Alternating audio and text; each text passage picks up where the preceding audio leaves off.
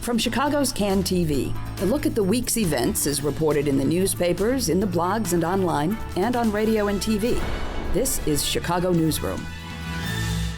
Well, hi, welcome to the show once again. You know, we don't usually acknowledge birthdays and anniversaries around here because, we have so many viewers. We just get hundreds of requests from people wanting us to mention their kids or their pets or something. But we do want to make an exception today as we acknowledge ALEC's 40th birthday. ALEC is a true American success story, rising in just 40 short years from humble origins, some say right here in Chicago, and going on to be one of the most powerful influences in American politics. But ALEC remains very modest despite those lofty accomplishments. ALEC has probably written a bunch of important laws that affect you every day, especially if you're in a union, but stays well behind the scenes. In fact, ALEC's been called the most important lobby you've never heard of. Well, today on Chicago Newsroom, the American Legislative Exchange Council. 40 years of distinguished service to tobacco, pharmaceutical, processed food, corporate prison, privatized school, resource extraction interests, and the like. There's a big birthday party next week right here at the Palmer House, but you're not invited because you're not important enough. But this is Can TV, the voice of the people. So we're going to throw a little pre-birthday bash right here, and we're going to introduce our guests to the party. Joel Bleifuss is joining us. He is the publisher and editor of In These Times. Joel, hello. Glad to have you here. Thanks for joining us. Rey Lopez-Calderon from Common Cause, Illinois Executive Director. Glad to have you here. Thank you. And Bryan Echols is joining us from founder of Concerned Black Men of Metro Chicago. Thank you. Well, okay, so we kid ALEC, our friend ALEC, but what the heck is this thing? It's a giant lobbying organization, and it has accomplished actually quite a bit. I mean, if you were a founder of ALEC, you'd be pretty damn proud of what you've done, wouldn't you? Mm-hmm. Well, if you ask ALEC, they wouldn't agree with that. They'd say that they are a 501c3 charity that is meant to educate the public. But right. Well, they've done a good job of educating the public. Right. Oh, absolutely. They pretty much what they do is educate legislators about what legislation is in the interest of corporate power. They also have a strange history going back to one of their chief founders, which is Paul Weyrich, is that they don't only work on corporate sort of tax breaks and insurance laws and things like that. They also have engineered right-wing social agendas. Whether it's stand your ground laws or immigration laws in New Mexico, in Arizona and other places, they are pretty busy. Yeah. So I mean, if you live in America today, the chances are ALEC has touched you in some way, but you just may not be aware of the contact. Right? Yeah, I mean, even if Ray brought up Paul Weyrich, this is an individual who didn't feel that every American citizen had the right to vote. Yeah. And he's voiced it, and there are recordings of it. And, we look at what just occurred with the voter rights of 64 and taking out the Fourth Amendment of the voting rights. So his words are carrying over even into today. So. All right, so I'm getting a feeling that maybe people who are watching this who've never heard of ALEC are getting a little bit lost here. Joel, you've written about it. What is ALEC?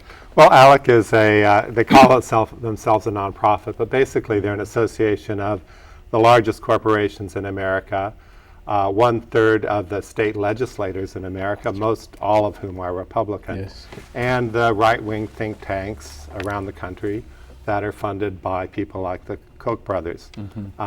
It's a sort of amalgam of the right-wing social agenda and corporate America's economic agenda, and I think its ultimate aim these days is to defund the public sector and transfer public assets into private hands in a basic way. And they do it very secretly because they pass legislation around the country through what's called model legislation. Identical legislation is introduced in state houses around the country, particularly where Republicans are in control. They also come up with, so in addition to the model legislation that they promote, they also look at legislation that has been helpful to industry, and then they replicate the legislation. Right. So in the case of the Stand Your Ground laws, they actually weren't the authors of that law, but they saw it as something really exciting that would be in favor of gun rights and gun business. And so they ended up spreading it off to several other states. And so they often either create the legislation or they will enhance legislation that's already been passed. So kind of a very expensive copy and paste function. Oh, absolutely. That's a great way to put it. But they, I mean, so to be clear, the stand your ground, and this has been something that's been in the news obviously a lot lately, but the stand your ground legislation that just kind of like grew like kudzu all over the country in the space of a year or something, that didn't originate with ALEC then. That was written by honest to God Florida lawmakers. And signed into law by Jeb Bush. But what happened was ALEC, because it's created an apparatus across the country. So when we say ALEC's a national organization, what it really is a federal sort of network of state organizations. They have lobbyists in each and every state taking over each and every capital as much as possible. I mean, Bill Moyers basically says their agenda is to take over America state by state. Right, right. And that's not through the presidency, but through each state legislature. That's And the they're best very way to control. successful. Look at what happened in Wisconsin. Yep, absolutely. In the Bill Moyers documentary, which we recommend, and you can see it on our website, we'll link to it, one of the legislators who is a Democrat actually joined ALEC and went to the ALEC convention, and they did a thing with him walking through the empty chambers and pointing to out all of the seats and saying, "Oh, this entire row is ALEC. Here, the whole front row is all the legislative. They're all ALEC." Of course, Senator the Buchanan governor. was. Buchanan, yeah. Yeah, and so what you get is an extraordinary influence. But the thing that's really fascinating about this, and something that I think that those of us who may not agree with their agenda have to be just downright envious of, is this notion that they saw this 10, 15, 20, 30 years ago, that the way to get things done is not by wasting all your lobbying money in Congress. You go after, it's a lot cheaper to get to buy off 50 legislatures than it is to buy off Congress. And more effective in many ways, right? Yeah. But Well, the Congress doesn't do corporations, anything. the corporations that fund them have the money to do that. I don't think the other side, or Right. what I would say, in these times case, our side has the capital to mount a national sort of take over the state by state. So I think it's a great example of the power of corporate money at play in American politics. And so, you know, in Common Cause's instance, we wouldn't say we're on any side of this. Our interest has been since 1970, when we were founded by a liberal Republican, has been to sort of shine light and put transparency into the public eye, get this kind of information out there. It just so happens that this particular organization is majority conservative. We've been equally vehement about the sort of growing Organizing for Action organization from the Obama administration, which is its own problem. But just to be very clear, it is not all Republicans in ALEC, it is mostly Republicans. We have some very conservative Democrats that are members, and we have some of the same corporations, in fact most of the same corporations, that also give money to the Democrats. So just it is about corporatism and less about partisan politics. Right. But there was a large exodus of Democratic legislators in, I believe, May of 2012, and I think that it was after Common Cause broke the story on ALEC, and there was, I believe there were currently in Illinois there are around 12 in the House and 8 in the Senate who are ALEC legislators in Illinois. But again, in 2012, there was a large exodus nationally of Democrats. I would say that what happened, and this is sort of really started in 2010 and then 2011, and we got some really good stories from in these times. John Nichols did a fantastic piece that we worked with him on. Some of our colleagues at the Center for Media Democracy were able to package some of the information that was coming out. It didn't really hit the fan, as it were, until we were able to point out some of these really rabid social engineering laws that they were able to pull through. When SB 1070, particularly the Show Me Your Papers law in Arizona, and then the Stand Your Ground laws, is when really people jumped in, like organizations like Color of Change, and folks made this into a social movement. Lots of us had been talking about ALEC. We've been lobbying in the state capitals for about 40 years ourselves, a little over 40 years, as a matter of fact. And so we've seen the work of ALEC, and we've pushed on ALEC, but it was very difficult to get in the media. And so we're very thankful for folks like in these times and the nation to actually come out and finally make this a major story. Unfortunately, it takes a young black man to get killed, or a whole group of people to be profiled in Arizona for this kind of stuff to get out. But they've been doing it for a very, very long time. I think, what's interesting to me about this is that in the last, it's hard to say, pinpointed time, but let's just say in the last decade or so, we've seen more and more legislation at the state level that is conservative legislation that really pushes back on a lot of the sort of traditional liberal dogma. And you could be forgiven if you thought that America is turning more and more conservative, because after all, we're electing all of these state legislators, and these state legislators are pushing back on all of the classic stuff, mining and abortion and name it, schools, education, prisons. And so you would think that this is the will of the people, but you guys are saying that it's the will of some people, but not. But well, you can show it just by numbers. If you look at issues sort of campaign finances, laws have been little by little have been eviscerated. Even before the Supreme Court started tinkering with the First Amendment, we've had campaign finance laws in many states that have been repealed or they've been adjusted because of model legislation through ALEC. But if you ask the voters, and we've done that in several states, including solid red states like Montana, if you ask them, do you think the states have a right to regulate campaign finance? They say absolutely yes. In huge majorities, like 74% and 75%. 74 is probably the average percentage, and it polls exactly the same whether it's in a Republican district or in a Democratic district or whatever. But it's not the same when it comes to the parties. It's the Republican parties don't do that way. But the actual will of the people has been very, very clear, and the kind of legislation you get is because of very tightly, well-organized, oiled machines like ALEC that are able to push these agendas. But it's not the will of the American people in general. And massively funded. I think you can that's remove the money other from the side. process. Right. Which is why campaign finance is why they don't like it. Let's never lose sight of the massively funded piece of this conversation. Yeah.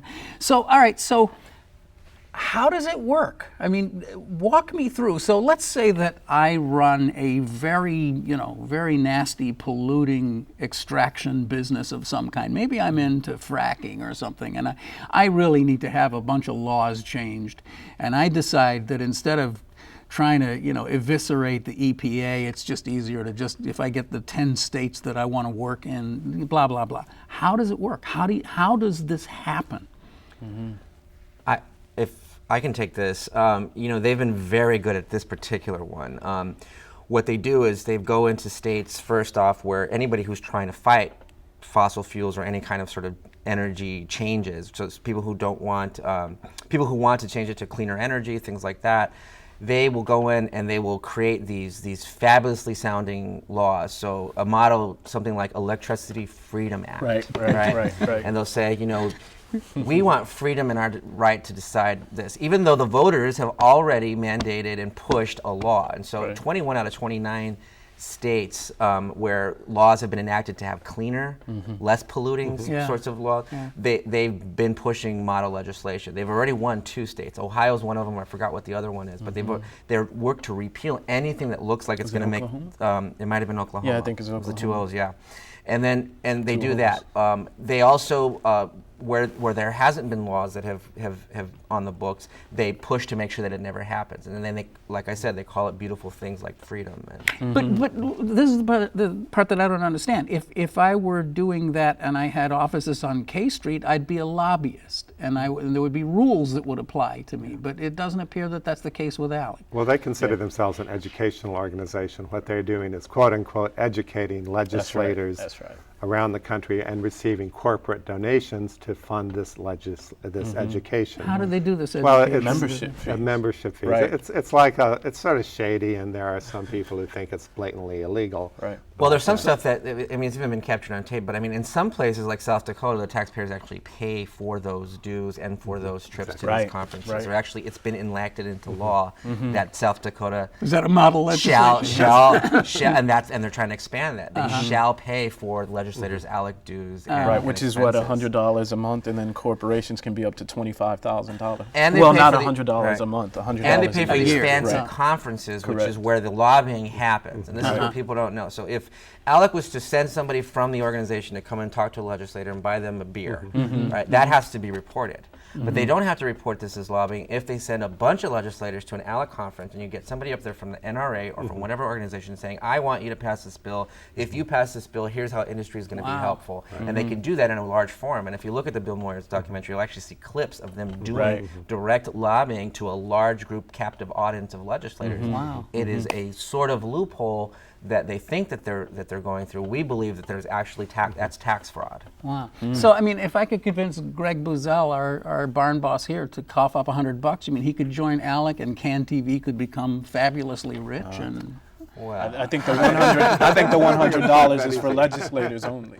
oh, you have to be first. You have to Right. get elected. Right. Okay, but they can help you with that too. Right, and I'm sure they could. Yeah. Okay. and you have We to look or at the big private prison industry. That Yeah, has been yeah. sort of greased by ALEC from the get-go, and it's an example first of sort of promoting the criminalization of large swaths of American population, and secondly, taking public resources, public prisons, and turning them into private profit-making entities, which have an interest in keeping people in jail. Right, which was how I became interested in ALEC doing work in the community.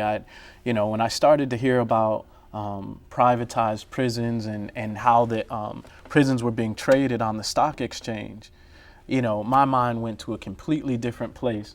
And I started to look at low-level legislation and interesting time period. The war on drugs started in about 74. ALEC came up in 73, and it seemed to be some direct correlations there. And then we looked at the different corporations that were profiting through privatized prisons. And then shortly thereafter, Michelle Alexander broke with the new Jim Crow, which is great book. Absolutely, and we're looking at a new form of slavery. Low-level offenses. We look at the 47,500 prisoners here in Illinois. Majority of them are low-level drug offenses, but they're in the system now. And let's not forget the majority isn't even the right word of them are 68%. African American. 68%. Right. And just behind that are Latinos, and if you if you count only American-born Latinos, they're pretty much neck and neck. They count also like first-generation immigrants who are cleaning your yard as part of the population. But if you look at them, we're fairly neck and neck. In some states, it's greater. So the next piece for ALEC is the reason why they're behind laws like SB 1070 is because you have now the new growing immigration industrial complex. And those people have to be put in jail too. And these are the Somebody's laws that gotta are now house being them. proposed to, the right-wing sort of immigration agendas. Like, let's get some immigration laws on there so we can kind of attract the Latinos back, but then let's create this ridiculous military complex on the border. And those are all ways for corporations to make more money. Absolutely. It's contracting. Boeing and others are all, and they're all members of ALEC. And I want to say something, and we always say Paul Weyrich, or we say, we give a certain date and a certain person sort of credit for creating ALEC, but I really think we ought to think about potentially Margaret Thatcher being the creator of ALEC. This is ALEC's really the embodiment of this. She was honored by ALEC, as a matter of fact.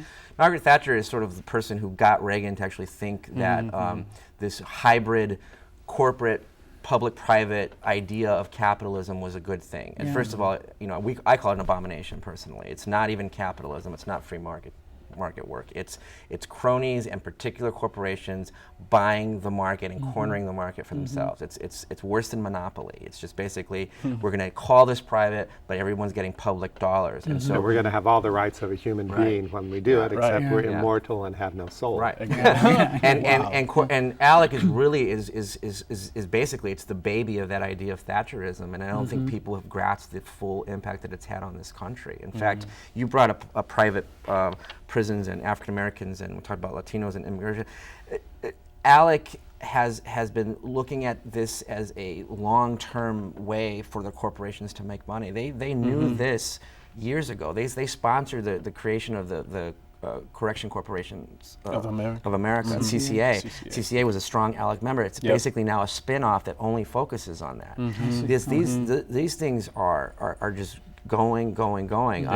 But they don't want you to know. They don't want anybody to know. You know, in these times when they came out with a story, it was new and fresh, and people were like, "Oh wow, this What it's is been this there, thing?" but it's been there forever." Yeah. Well, I think we've all had that ALEC moment. Like, And what? And I think even to add to that, what we're looking at is, so now there are community-based organizations that are coming together. One in particular, United Congress of Community and Religious Organizations, that I do some consulting work for. So the way that this legislation works, and the way that our communities, Black and Latino communities, have worked in Chicago is it's been a divide and conquer mentality. And what we've been able to do is to bring all these different organizations and entities and individuals from all around the city of Chicago to look at legislation like 1070 and with the separation of families through immigration, and then look at the prison industrial complex and how that is also the separation of families. Majority of the prisons are in downstate, central southern Illinois, which for a family coming out of Inglewood or Lawndale, like, you know, that's like going to the other side of the world, right? And when you have individuals who are detached from their families, you know, that's never a good case. So we look at how we begin to operate and go downstate and work our legislators for the benefit of both communities, which actually has become a mystery. Where there's the Latino caucus is wondering, why are we fighting for prisoner redistricting? And then the Black caucus is wondering, why are we fighting for driver's license for immigrants? Well, for me personally, when I think of immigrants, I don't just think of Latino immigrants. I think of the 400,000 Black immigrants that are facing deportation also. So by doing that, you know, we're almost forcing the Black and Latino caucuses to come together on behalf of the people who vote for them. I would say we also shouldn't forget our poor white brothers and Absolutely. sisters who are also Absolutely. getting caught up in this Absolutely. complex down in the southern states and in other parts of rural Illinois. Ray, if I can interrupt, you brought up something really, I thought, important when you introduced Margaret Thatcher and sort of Reaganism into this. There are those of us who believe in our core that there are functions that rightfully belong in the public sphere, that they should be run by some sort of elected government entity, and among those are things like the courts, and who gets to vote, and even I would include education in that, and some aspects of public health. But these are people who have a very different philosophy, and I've just been so immersed in this the last couple of days. My head is swimming with it. But I saw this thing about model legislation that essentially says that if there is a corporation that can provide this function, this is, I don't know if this has ever passed anywhere in the United States, but if there is a company that can provide this function, then the government may not do it. Right, that is being talked about a lot in Florida, and I think that part of that comes back to ALEC wants to, in a sense, defund unions. They have the Payroll Protection Act, which is a way to, after Citizens United, corporations and unions can give unlimited money. But if you have it so that unions cannot deduct money from their members for political purposes, unions suddenly have no political power. Right. But corporations can deduct from their treasury now. Right. Exactly. And that way then you can you depoliticize unions, and then you can step in and take over public And services unions really because were there's the no only, opposition.